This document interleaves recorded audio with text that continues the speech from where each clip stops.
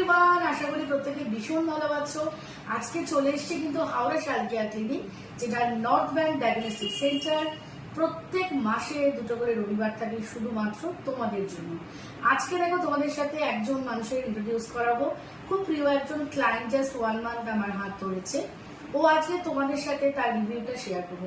বলো, তোমার নাম বলো। রত্না সাহা। কোথায় থাকো রত্না তুমি? আমি হাওড়া ময়দান। এইটা এখান থেকে তোমার ক্লিনিকটা থেকে বাইরে কত দূরে হলো? আধা ঘন্টা। আচ্ছা, এই যে 1 মান্থ আগে এসেছিলে, তখন তুমি আর এখন তুমি কি ডিফারেন্স লাগছে? সবচেয়ে আমার কনফিডেন্স লেভেলটা বেড়ে গেছে, আর মানে শরীর আমার অনেক রকম প্রবলেম হচ্ছিল, সেগুলো আমি এখন অনেকটা মানে বেটার আছি।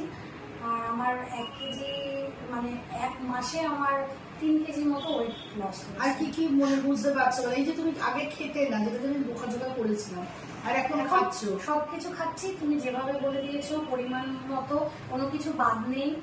সবকিছু তুমি যেভাবে বলেছো আমি সেভাবেই চলেছি। এবং সংসার সামলে যে ডায়েট প্ল্যান ফলো করা যায়, আমি কিন্তু এটা বারবার বলেছি, যে কোনো প্রফেশনে থাকলে শুধুমাত্র ডায়েট প্ল্যান ফলো করতে গেলে তোমাকে নিজেকে মোটিভেট করতে হবে যে আমি পারবো, আমাকে করতে হবে।